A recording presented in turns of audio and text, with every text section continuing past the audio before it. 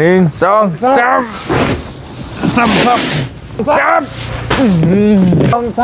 yes เลี้ยงบ่เฮ้ยเลี้ยงฮะลูกชิ้นยังอันนี้หมูผสมไก่เอ้า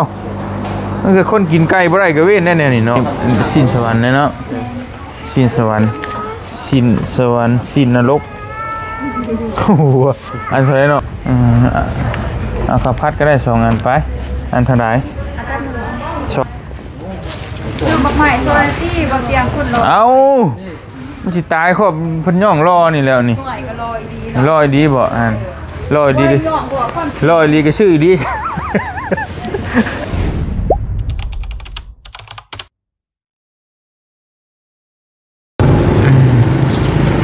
ไปพี่น้องเอ้ยเปิดภาพมามื้อนี้ก็เริ่มต้นอยู่ตลาดคือเก่าเด้อพี่น้องเด้อทักทายสบายดีตอนสวยๆเนาะมื้อนี้ก็ได้มื้อนี้เฮาน่ะสิว่าเลาะตลาดพี่น้องเอ้ยซื้อข้าวซื้อน้ำก่อนมื้อนี้เนาะไปให้พี่ให้น้องพี่น้องเอ้ยสิไปให้ครอบครัวอะไรก็ไปเบิ่งน้ำกันเนาะมาถามมึงราคาก่อนไป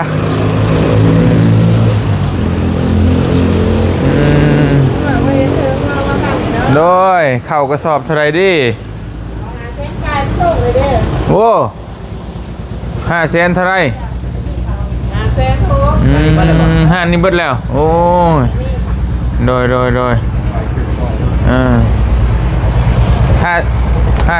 บ่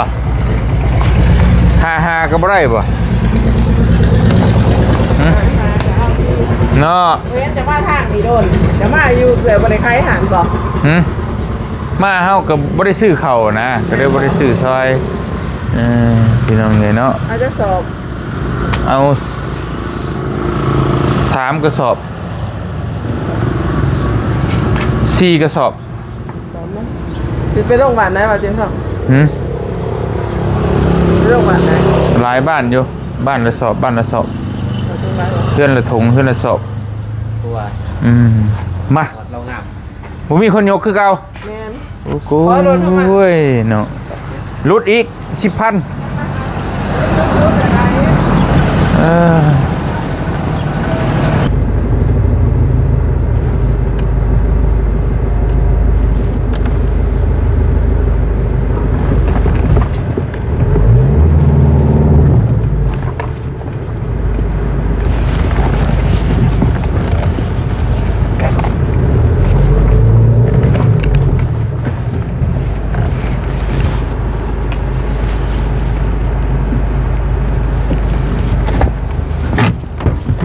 มีเล็กบ่วะ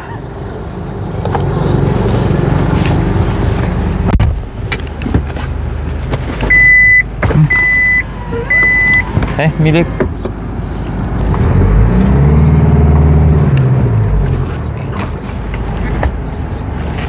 เอาบ่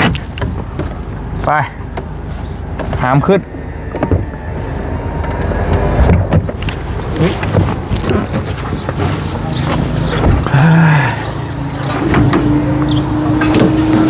ยัดเขาในผมขี้ไล่ยังให้เขาเห็นฮะยังขนาดอะไรคือขนาดคุณแม่ตุ้มน้ำประตูนเก็บบากาแฟป่ะ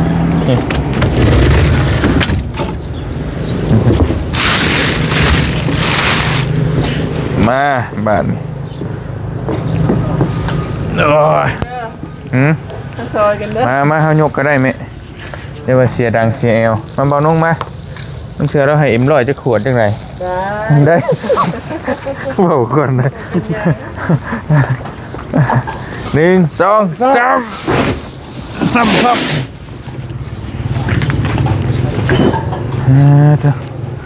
ฮอดดูแต่ว่า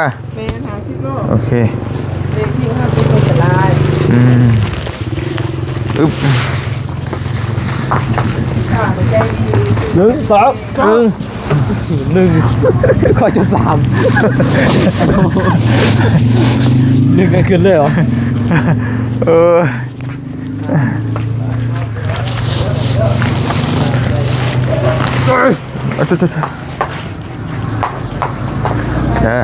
หนึ่งสองสามปิดอย่างนี้เฮ้ยผู้นี่ไงโมเมนต์นี่ใช่ฉันรู้อยู่เนี่ยลูกเนี่ยเตาเนี่ยหนึ่งสองสาม yes โอ้ยพี่น้องเอ๋ยอันนี้แม่จันทางเราบ่ขอโทษขอโทษบ่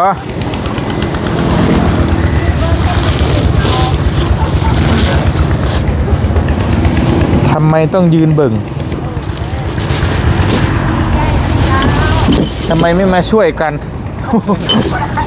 เจอมาเลยเอาไปไหน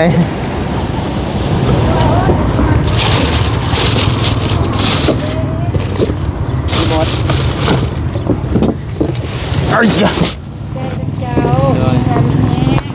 โอ้ยกระสืบกระเช้าอยู่ไอ้นี่ก็ได้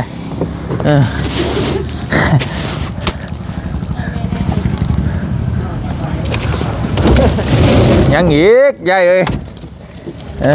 ฮะก็แต่สาวเที่ยวเจ๊เนี่ยมึงง่วงเหรอว่าง่วงยังไม่อีกเลยง่วงเอามาง่วงมาเอานี่แ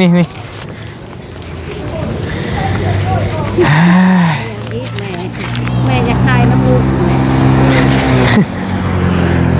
เบิดมือเอาแต่มึงง่วงไม่กันกินโอ้นี่ปยาอะไรด้วยฮะบอกโชว์แต่ว่านนี่แล้วบริขายวันนี้เลยแม่มาเลยฮ่าเมียนลีก็แม่นแม่มาตัวโอ้วันนี้ใจมึงก็ไปกินแล้วเนี่ยนี่ใจเด้อโดยดูไปไทยบุกแม่ซอยพอดีไปพ่อยังไงพ่อหรอบอพอแล้วเท่าไรฮะ2 ล้าน 2 ล้าน หายกับไล่มีแต่2 หรือ 10 พันหายเมียนบ่หายหาเส้นเย็นหาเส้นในนั่นบ่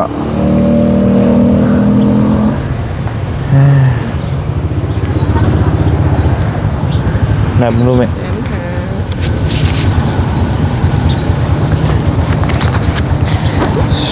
2 ล้าน 2 แสนกีบจ้า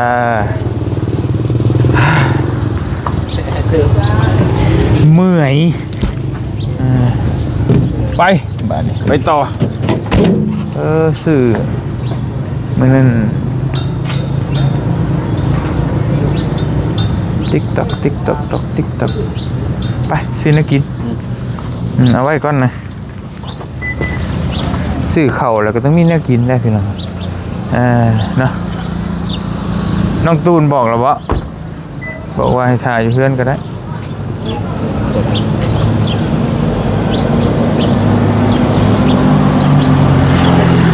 มืดฝนสิมาแล้วฝนสิตกแล้วมี23เลยข่าววะ23หมด26ก็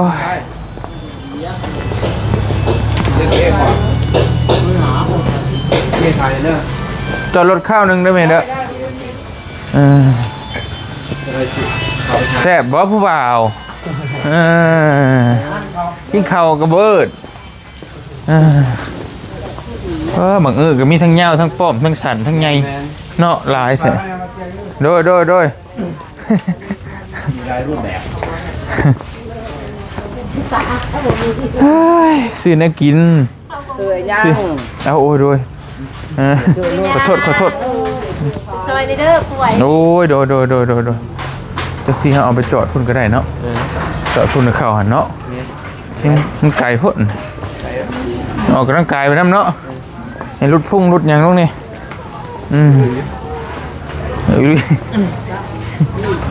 บ้างเด้บ้างเห็นป่ะไงอันที่เอากระเป๋าไพ่ถุงมะนาวมันมาจากโซ่อย่างเลยปิดพุ่งไว้กินยาดีเด้ยาบรรเทาบ่ได้ยาดีบ่ในนั้นบ่ยาหวานนะบ่ พี่น้องเอ๋ยมาอีกแล้วเราโมลาบ่มันจินลาเตะ จังโบราณจืดดิ ลาเตะโมลาที่เขา ไปรอตะคุณมาไปเลยจักเสียวยังซอยเดี๋ยวไปหายืมเงินก็ได้สิกลับออกมาซอยเด้อยืมเงินยืมค่ำกัน ยืมใช้ ฮะ ไปนั่ง สบายดีจ้ายืมน้ำมันนี่แล้วบ่ได้บ่ยืมไปยืมเงินก่อน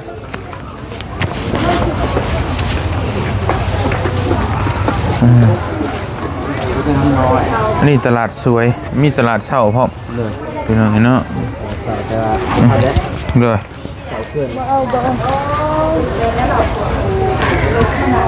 เลยปะไปซื้อเนื้อสดในอย่างนี้เล็กๆหน่อยไปฝากเพิ่นซื้อเขาแล้วก็ต้องมีแนวกินแต่เขาซื้อกับบ่ได้พี่น้องเอ้ยเฮ็ดได้ซะพอได้ยั่วเขาลงสิแหละมนุษย์มาหน้าเอาเดี๋ยวไปเลยๆนี่เพิ่นเอิ้นว่าคนสนุกสบายนั่งขายนอนขายเพิ่นว่าเบิดเท่านั้นเนาะแม่สบายสุดแล้วนี่เพิ่นว่าหาที่ใช้บ่ได้อีกแล้วนี่ฮะซอยยังเด้บาดนี้เนาะลูกค้าจะมาหาเงินเนาะเลี้ยงบ่เฮ้ยเลี้ยงคายแหละโหแล้วหนาวบ่เด้อผิงไฟจุไฟกลุ่มกี่ซื้อหยังไปฝากไปต้อนก็ได้เนาะลูกชิ้นแซ่บบ่นี่แม่แม่แซ่บอีหลีบ่มีแต่ตัวแซ่บแล้วก็ขายเนาะแซ่บเด้ มันอยากแป้งลายนิดนึงนะนี่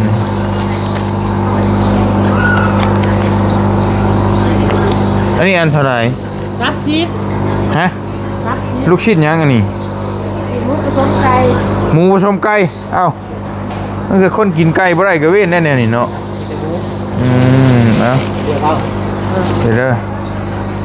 เอาอีกเอาเจลใส่เฮาในถุงนึงฝากไว้มันก็มีหลายเฮือนพี่น้องเอ้ยเอามาหลายเฮือนไปฝากเขานะเฮ็ดได้ไดคนละห่อบ่ได้มีแนวฝากแนวตอดบ่มีก็บ่ได้โอ้นี่ก็เป็นแต่แซ่บเนาะผมกินกับข้าวมันจะแซ่บ30บ่นะ30บ่นี่โอ้เป็นแต่แซ่บอยู่พี่น้องย่างกุยเอานี่บ่มีแจ่วอันนั้นอันนี้ได้ซั่นน่ะอันนี้มันแพง60,000โอ้บ่เอานี่มันแพงบ่มีเงินนี่แล้วเอาสมแนมนี่ถ้าสิตอนเขาก็กำมาซื้อไปแล้วบ่เข้ามาแม่นบ่นี่นอกทั้งนอกมันก็สิได้กินแต่สมแล้วบาดสมเขาบ่ได้กินดอกทั้งเขาเองเขาก็บ่ค่อยกินอันนี้ย่างบ่แม่แม่นไปปิ้งกินปิ้งคือกันเนาะ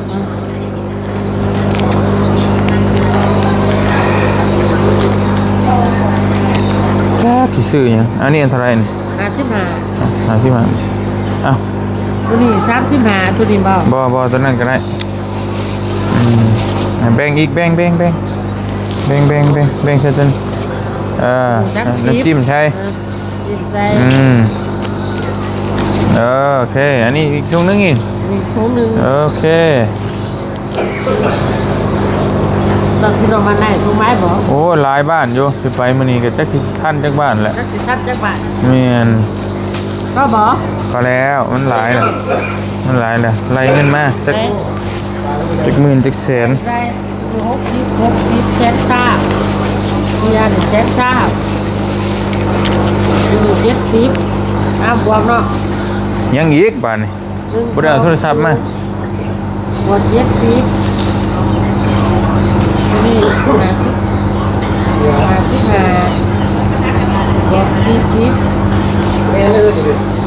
เขาแค่85รถทุซ่อนถุงให้เฮาในติแม่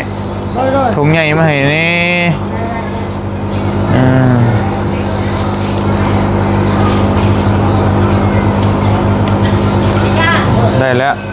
4 หลัง 4 เดือนโลแดงเหรอหลายชิ้นแล้วพี่น้องเลยเนาะเขาก็ต้องมีของฝากของต้อนบ่มีกับบ่ได้จะสิเฮ็ดแนวใด ไปบ้านเพื่อนเป็น บ่ได้ได้บ้านเพื่อนโต๊ะ เนาะ หนาวจะได้บ้านก็เริ่มหนาวแล้วมื้อนี้ บ้านแม่อยู่ไส บ้านตะแตงนี่แหละ โอ้ตะแตงนี่แล้วบ้านก็เริ่มหนาวเลย เริ่มหนาวเลยเนาะไปสั่นพี่น้องโดยไปพี่น้องเอ้ย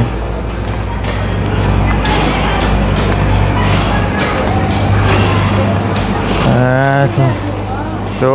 ยจะกี่ชื่ออย่างซอยโอ้ไม่คักนี่ดิเรื่องฮะโอ้ยไปไล่บ้านอยู่มื้อนี้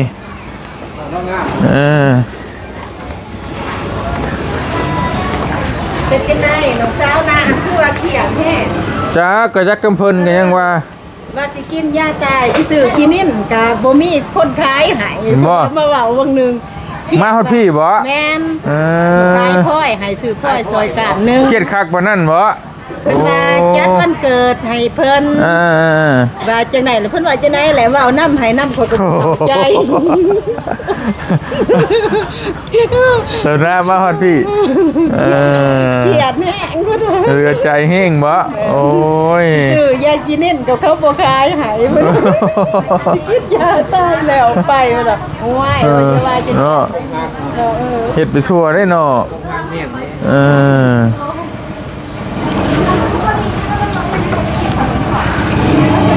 ซื้อหยังข้าวปุ้นนี่แหละข้าวปุ้นซื้ออันข้าวปุ้นนี่จัดทงเลยเอา2 ถุงก็ได้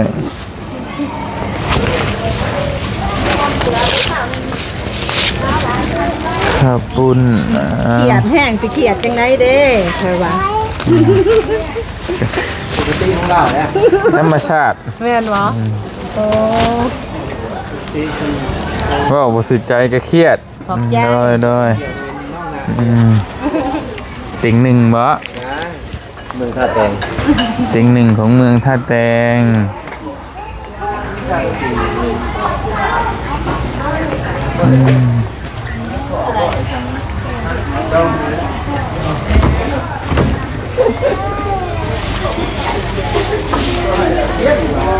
อาตุโปะแนวกินเยอะแยะเนาะนี่ยังนี่สิ้นสวรรค์เนาะสิ้นสวรรค์สิ้นนรกโอ้โหอันเท่าไหร่เนาะ15,000เอ้ยพี่น้องพอแล้ว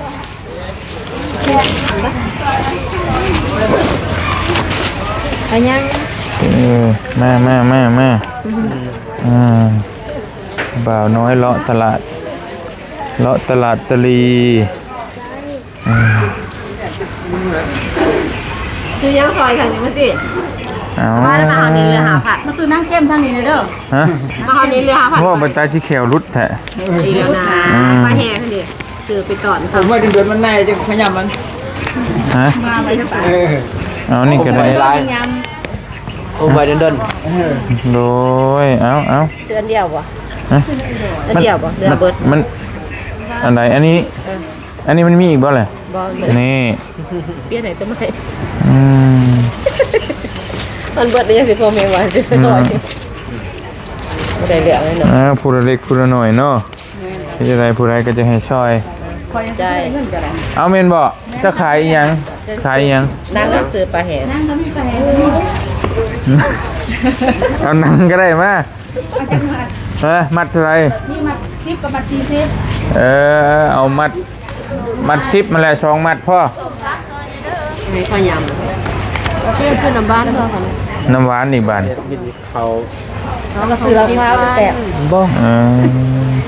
ข้าวปุ้นอะไรไปน้ำบานเนี่ยมันบูดนะบูดจ้าตุ้นกับเรือทองเดียวเนาะได้ดีสิหายฮะ เอ้าเราบริโยมได้เรื่อยๆจ้าไปยังไงเนาะคนกินร้ายเนาะกะเอาไปทางใดกับพ่อเนาะก็แนวกินเนาะเฮ็ดได้ไรใช่ไปสอนเขาโดยบ่ซ่อนทงให้นี่เนาะเอาใบยังให้เจ้ากินนี่ฉันได้มันว่าอะไรก็ลืมเหมือนลืมหลักตั้งจะให้แหละก็เลยเมื่อไงบ่เดี๋ยวก็เมื่อแล้วอีกมื้อ2มื้อก็เมื่อแล้วเงินเบิดแล้วบ่ไหวแล้วเจ้าอยู่ดีมีแห้งซอยยังอีกบาดซอยซีนเฮ้ยมันซอยซีนซอยซีนได้ปะมันบ่มีเงินเลยเด้ใช่ไหมยังลาบยังอันนี้บ่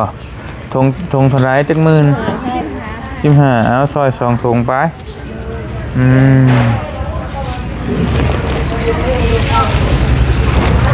ลาบไก่แซ่บอยู่บ่ใส่เป็นนัวหน่อยไปจักฮะบ่แซ่บมาขึ้นเงินอยู่บ่เลยขึ้นลาบได้แต่บ่ขึ้นเงินบ่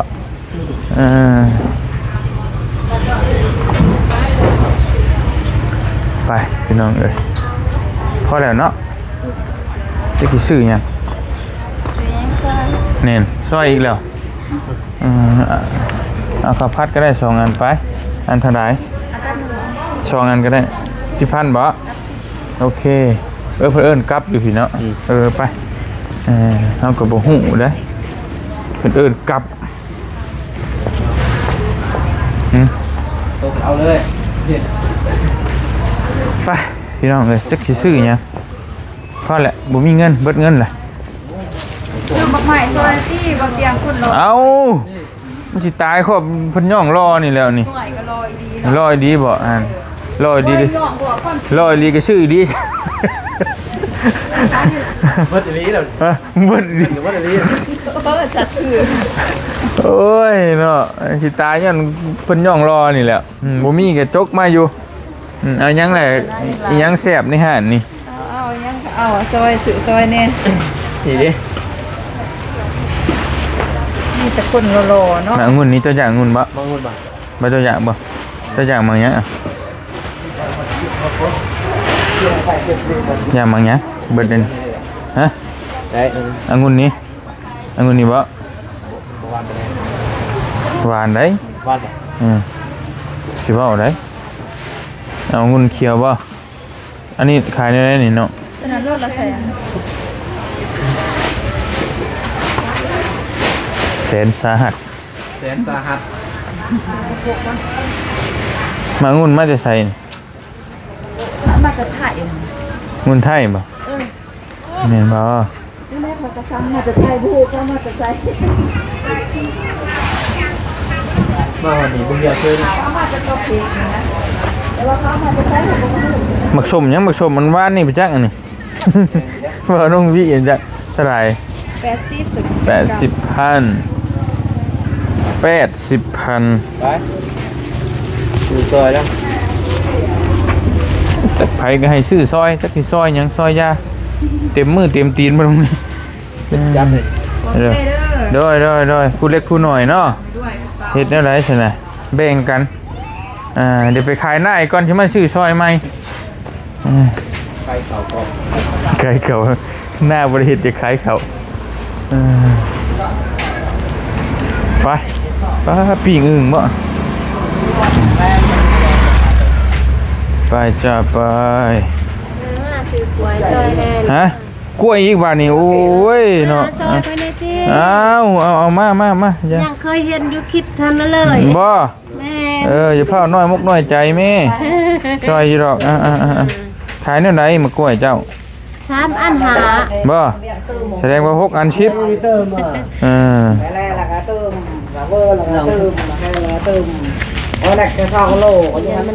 มันจะ10,000เอาซอยจะ10,000เดี๋ยวซอยจะ10,000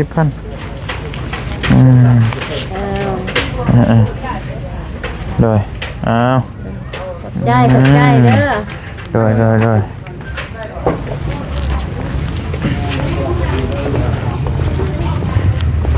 ไปพี่น้องเอ้ยบาทนี่ไปอิลิโลได้ป่ะนี่ได้บ่ไหวแล้วบ่ไหวแล้วได้ข่อยได้เขาบ่มีเงินแล้ว